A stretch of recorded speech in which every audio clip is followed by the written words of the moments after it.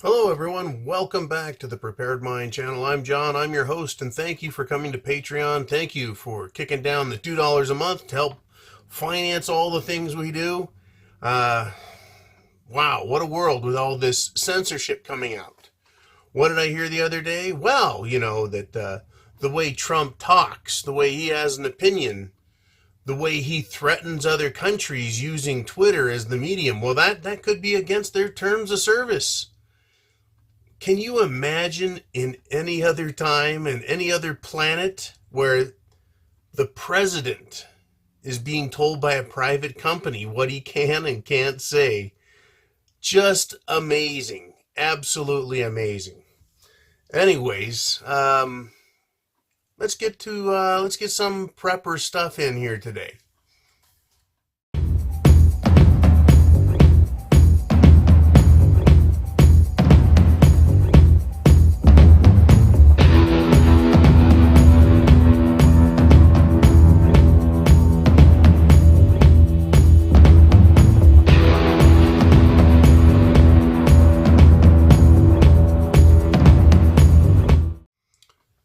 Okay, enough about Trump. Let's get on over to Andrew. Andrew went through the hurricane out on the East Coast, Florence, and had quite an experience. So I sent him some questions, and he sent some responses. And what we're hoping is that this will help everyone get a better look at what happened, right? How things worked out. So before we get to that, though, I found this today. Take a look at it. Prepper Magazine. This isn't fake. This is real. Prepper FM 105. It makes it sound like Field Manual. FM 105. It's put out by the American Survival Guide. This is it's the fall issue 2018. It costs $9.99. But Prepper, the Emergency Survival Manual, all you need to know to prepare for and live through any survival challenge. Now, you can imagine how many people would have loved to have had this prior to a hurricane, prior to a serious power outage, prior to any sort of problem. Right? Food, water, shelter, security, comms, and health. Those are the topics they cover in this magazine. They break it down into their feature sections: 1, water; 2, food; 3, security; shelter, comms, health. There are advertisements in here. There are articles. There's a lot of good advice. There's different information. Now, I bought this because I thought it was fascinating. I got a sandwich for lunch today at the deli, turned around, and there it was on the magazine rack. Prepper Magazine. Emergency Survival Manual. I bought it to show you guys. How am I going to use this? Well, I'm probably going to thumb through it and see if there's anything here that I haven't thought about. Number 2, next time somebody somewhere says something about prepping, I'll just go out to my pickup truck or my office and grab this and hand it to them and say, there, you want to know about prepping? It's a good, high-quality magazine with an interesting feel on the paper. But I'm going to say, this is a magazine I bought down at the store. This is how popular prepping is. This is how important it is. This is full of really useful information to get you started. And then I no longer have to spend half an hour talking to somebody so they can blow me off. I'll say, if you're interested, here's a magazine, but you have to give it back to me. And then I will get it back, because for $10, I'm not going to hand it to some asswipe who's just going to throw it away. I'll say, I'll loan you my magazine, but you've got to have it back. And I'll give them a time stamp, next week or the end of the week. But this I'm going to use to help borrow the credibility of the magazine, the world of the media. Right? I'm not saying this stuff. Who am I? I'm just John, that guy they know. But I'll say this is a magazine about it. And it covers everything: self-defense, law enforcement, food preparation, how to camp, woodcraft, how to plan ahead. Plan. Bug out bags, the whole bit. Right? Defense, safety, people who just went through Hurricane Florence would probably have benefited from having just this simple magazine. So, anyways, where to find this? I got to tell you, I don't know where else you're going to find it. American Survival Guide. Let me see if I can come up with the editors. You know, they don't have a website that they quote that I've seen. It would be nice if they did. Let me see if we got it here. Prepper Survival Field Manual Fall 2018. Blah, blah, blah, blah, blah, blah, blah, blah, blah. No website. If I can find it, or if Jolene can find it, we'll put their website, so maybe you can buy these directly from the publisher. Anyways, I'm going to take advantage of this unique opportunity to be able to give it to someone else and say, do your own research. Should you prep? And I'll let the magazine do the talking, and then I'll be able to get back to my scotch and stogie. All right, so now on to Andrew. He and his wife and his family went through some trouble. He starts off, he says, "Hi, John. First and foremost, I want to thank you for all you do and the positive influence you have. That helps me and my family. It means a lot. A little background. They have been through Floyd, Irene, and Sandy in the Hudson Valley in New York, and Matthew and Florence in Carolina Beach, North Carolina, on the coast near Wilmington. Irene and Sandy woke me up to really be a prepper. I saw how fragile the system we live in actually is. In the recent storm Florence, my wife went on the road for 11 days to keep our business running. She went west, far from the storm. My 14-year-old son and I rode it out. We were the only ones that stayed. We lost power for 5 days and town water for 1.5 days. And town water, so city water. From start to finish, it was 14 days, pre-planning and prepping house to stores, opening and being able to move around. So I asked questions. I asked, did you feel confident as things got worse that you would be fine? He wrote, confident somewhat. Our land is 17 feet above sea level and on 15-foot stilts to the living area of the house from there. The bay is about 200 feet from the house and we can hear the ocean at night. We are very sheltered from the wind, boards on the windows and buttoned up tight. We live on a dead-end road in a 6-house subdivision with great neighbors. Also, I did not believe the bullshit the news was selling. So, as a prepper, he lived just, right, they were talking about, 40-foot swells or some shit? That would have eaten his house.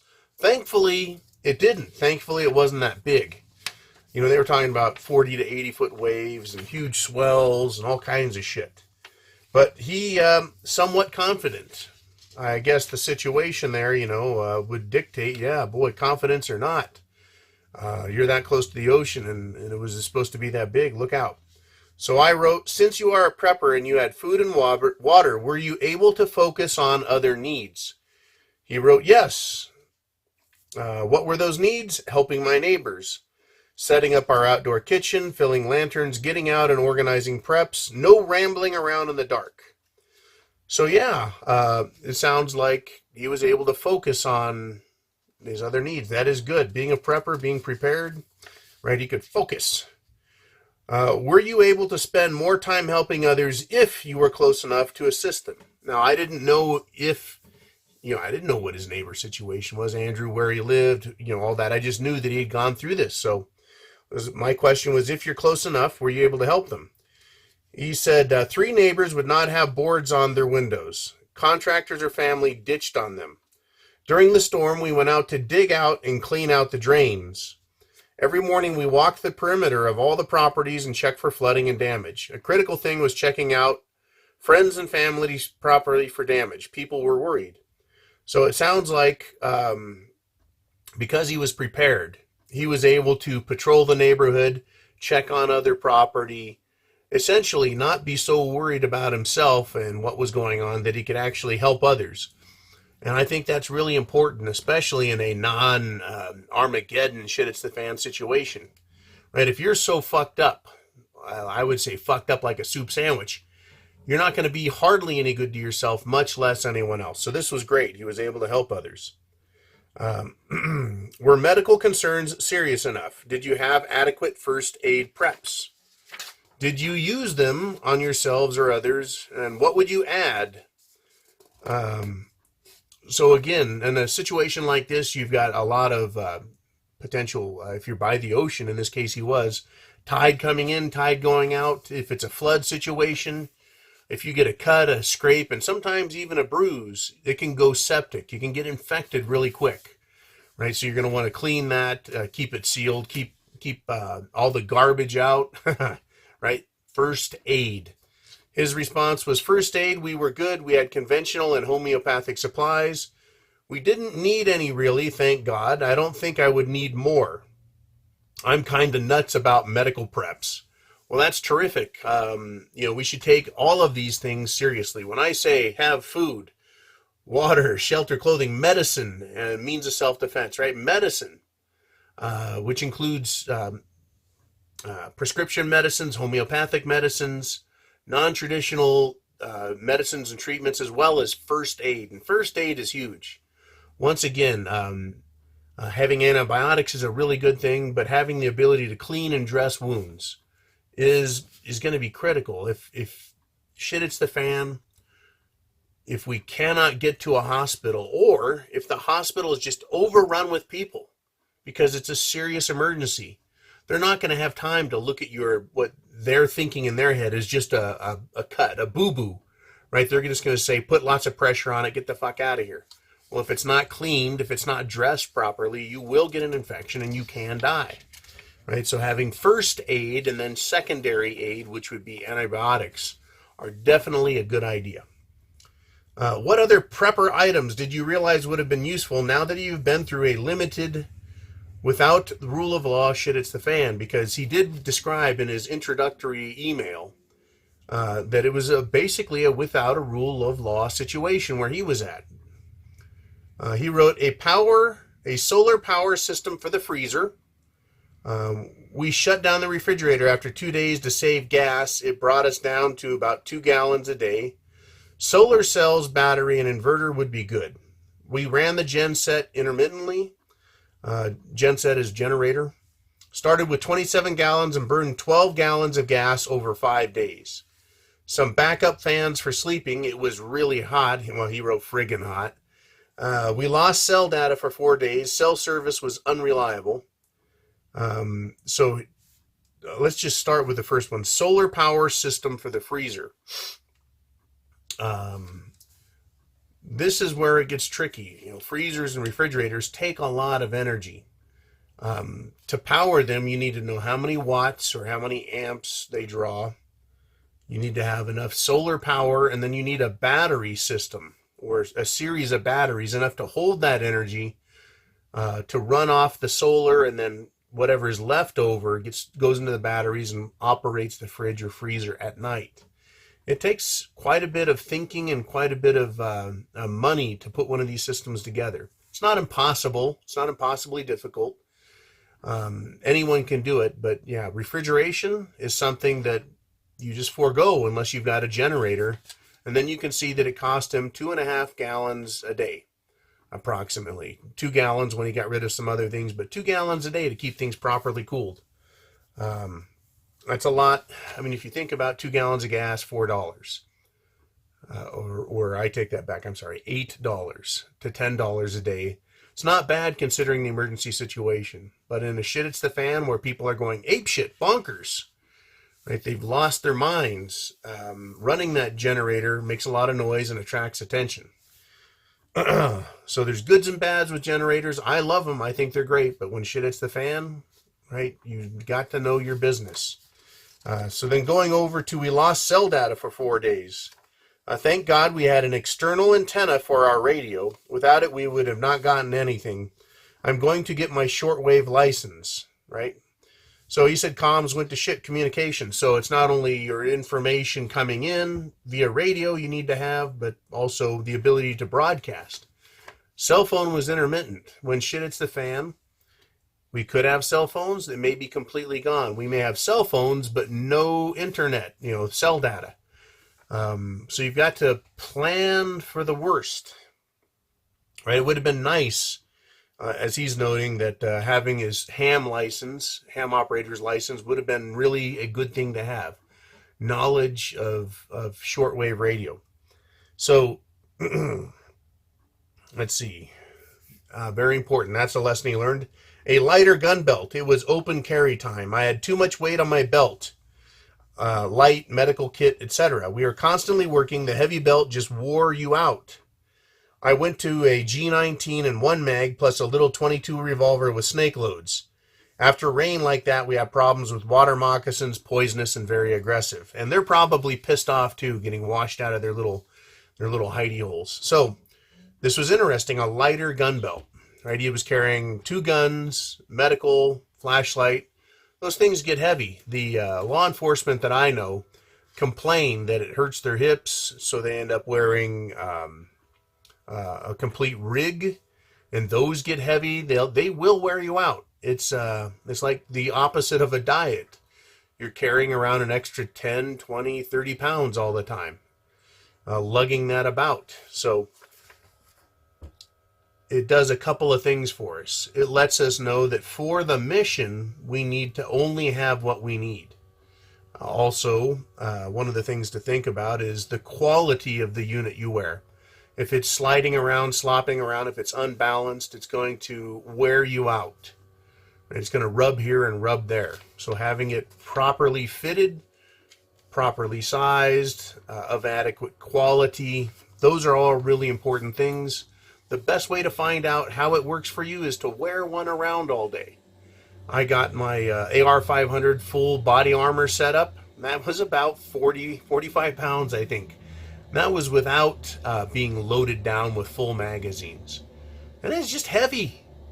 It's a job carrying that shit around. And if you're working, literally working, as I'm suspecting Andrew did, running around the neighborhood, unclogging drains, working, it really takes a toll. Right, so we need to have it fitted, have it be good quality, have it be balanced, and then also we need to be in good shape. And I know it's a joke and it's not a joke, right? But I've been exercising, riding my bicycle, trying to get a lot of aerobic exercise to stay in good shape. I'm not as young as I was 5 years ago, 10 years ago, obviously. And so maintaining a high level of physical ability is tough. So if you start at this level, shit at the fan is going to take you down to here. Right? So we want to be in better shape so that when shit hits the fan, we'll be up here. We'll be in good shape. Right? Now we also need to remember that other people out there, they're going to be tired, thirsty, scared, pissed off, sore. It's going to affect them, their attitudes negatively, but it's going to bring their level down also. So don't feel like you're going to be a sitting duck just because, shit hits the fan. Other people are going to be sitting duck as well, but it was an opportunity for me to say, get in shape. I wrote or questioned him, with limited or no law enforcement, what level of confidence did you have for protection? He wrote, high level of confidence. I have taken combat pistol at tactical response, which was James Yeager. I'm also proficient with rifle and shotgun. That's it. That's all he has to say. And I think actually that probably says a lot. James Yeager School, I watched a lot of his stuff and, gets you ready. And so I think his confidence level, high level of confidence. So if you're not familiar with firearms and defensive tactics, getting training and lots of practice and then being taught or learning some defense and at least studying it gives you a higher degree of confidence, right? You're not afraid. There's going to be enough things to worry about without actual fear piled on top of it. Okay, were people well behaved when confronted by other people? Were they obviously or evidently armed? He wrote, there was a 24-hour curfew due to looting. That's interesting that there's a 24-hour curfew, meaning you can't go out into town anywhere. There was a wide variety of people, some really nice like us, and some walking around drunk, drinking bottles of wine, some looking to get what they could. Especially after day 3, people were getting squirrely. We interrupted one group of looters with an old shitty pickup and ladder. They saw us and split. There was another couple of guys that were checking out our street. One was eating a pear by mouth. Then, when asked why he was here, he pulled his knife and started to cut pieces while copping an attitude. I told him it's time for them to go, and they did. Shotgun on the second floor porch while playing chess at night. At night, it was dark and quiet. You could spot and hear someone creeping around, no problem. Very interesting. If you have to, rewind that and listen to it again. Guy was checking things out, and he brandished a knife, but he used it for eating to try and show that he was a badass, but he ended up leaving. Right? So Andrew, he got to face looters and potential looters and drunk idiots, and it gives you an idea. What are we going to see? Fucking people being idiots. Drunk? Are you fucking kidding me? You're going to get hammered drunk in the middle of a fucking hurricane? In the middle of shit hitting the fan? Yeah, you bet. People are idiots. We know to expect this, do we not? So, very well done there. I told them it's time for them to go, and they did. Right? This guy brought a knife to a potential gunfight. I'm glad nothing happened negative beyond that. But at this stage of the game, these guys are thinking what? There's softer, easier targets to hit than this neighborhood where this guy is well armed, prepared, and facing me. Right? But still, you face someone down, they may call, right? They may call you and go, you know what? I got a knife and I'm going to kick your ass. And you could say, well, I have a gun. And they might say something like, yeah, but I don't think you've got the guts to shoot me. That's an interesting situation. I don't know whether or not Andrew had his weapon in his hand, whether he brandished it, whether he had to draw down and point, and I'm glad he didn't say anything because I don't want the guy to get in trouble, but he sounds like he effectively defended his prepper estate or bunker, his community. He kept his neighborhood safe, right? Where did looting occur? Neighborhoods or commercial zones? He wrote both, more homes. So the looters in his area during Hurricane Florence did both. They're looking for easy, soft targets, and they don't give a shit whether it's a business or someone's house, right? Were civilians able to maintain order near their homes and communities? He wrote, people maintained order at their homes. I only heard one gunshot. It was a shotgun. I asked, were you ever threatened? And if so, please give details. And he wrote, only the two dopes with the pair. So yeah, the way he responded to that question is, that was a threat. And when there's no law enforcement around, it's just you. Everything is a threatening situation. Especially a guy with a knife, right, who's copping an attitude. And I can imagine the type of attitude. The, yeah, what are you going to do about it? Or, hey, there's two of us and one of you. Any number of shit. You better think about what you're doing. We'll be back after dark. And he wrote, at dark, pitch black, but guess what I can hear? And once again, this is where I would say, look into some night vision optics. Whether it's just a spotting scope or an eyepiece you look through, or whether it's an optical unit for your rifle or shotgun. You can see at night when others can't. You get some that are just natural light gathering. Some are infrared. There's also, of course, right, the predator, right? You can see heat. It just shows you a difference between a cool background and a warm object like a human body. Right? You can see the heat trace, and those work through fog, rain, etc. They are fantastic. I asked, when the storm was over, how long before government services were restored? Did it give a sense of relief?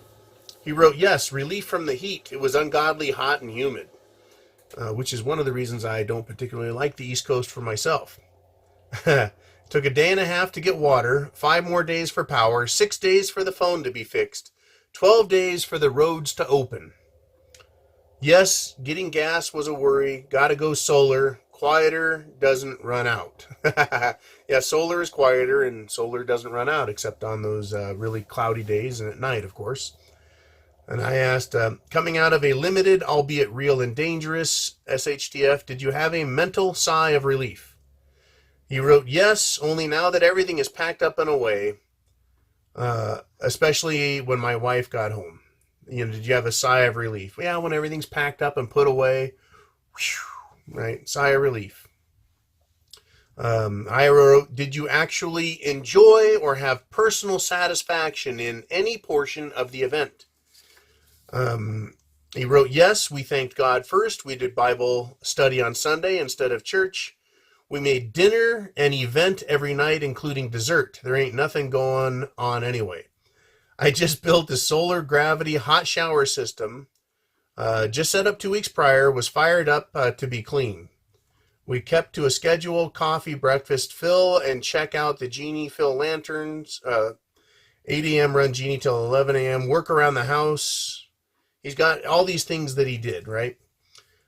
Shave and wash after dinner when it started to cool down. Watch one movie on DVD. Have a chess tournament. So proud of my son, stepping up like a man. No complaining, just helping with the next thing we had to do. I had 100 great moments with him, having a good time, kidding around and laughing. I hope this helps people. Signed, Andrew. And yes, personal satisfaction. He thanked God, right? But also, his son stepped up. When I say, did you have personal satisfaction, I don't mean did you enjoy the thrill of almost being able to shoot someone. No, but were you satisfied with your performance, right? A personal level. Yeah, his son was there. He was ready for stuff. They had a system, right? When he speaks about Bible study in church, he got a sense of humility. Those are important things, right? They ground us. They let us know we're human, and they also let us know we did a good job, right? We are human, but we're also only human. So there's no perfection required. He made it through here. He got it done. Thank you very much, Andrew. This is important. I wanted to share it with everyone. Thank you for answering the questions. This just kind of gives us a flavor of a shit it's the fan light, temporary, just a region. But what came up? And it was uncomfortable. It's amazing how comfortable we are with our electricity, right? That gives us refrigeration. It gives us entertainment. It gives us the communications and information that we need and crave and we're used to. When shit hits the fan, that's gone, right? Safety is a big deal, right? There's looters all over the place, commercial and residential. You've got to be your own security force. Very important. Even in a shit it's the fan light, he was faced with danger. Very important, right? And food and water, all of those things, sounds like he was well off, right? Nothing is easy. Everything is harder. I mean, what could be easier than going to the sink, getting a glass of water and drinking it? When that's gone, getting a glass of water to drink it, it's going to take a little more thought, a little more work to get it. You're going to have to get the water, unless it's already bottled and ready for you to go, and you're going to have to filter it or sanitize it in some way. So everything we do in Shit It's the Fan is going to take more energy, more time. And because now you're your own, police force, security, neighborhood watch, it takes all of your time, a lot more mental energy. Anyways, I'm very thankful that Andrew got this out to us. A great lesson. I got to vicariously learn from it, and I hope you did as well. Thank you for tuning into The Prepared Mind, and we'll be back tomorrow with more, right? More of what? It could be anything we don't know. I don't know. I don't plan out a week of how I'm going to do these. They just happen. This was a great thing to come up with, and then again, right? This is a great magazine to find. So I'm really happy about that as well. You guys be cool. Semper Fi. Chance favors. The Prepared Mind is yours, right? Is yours. We need to be ready because we don't know what's coming next. So Godspeed to all, and I'll see you tomorrow.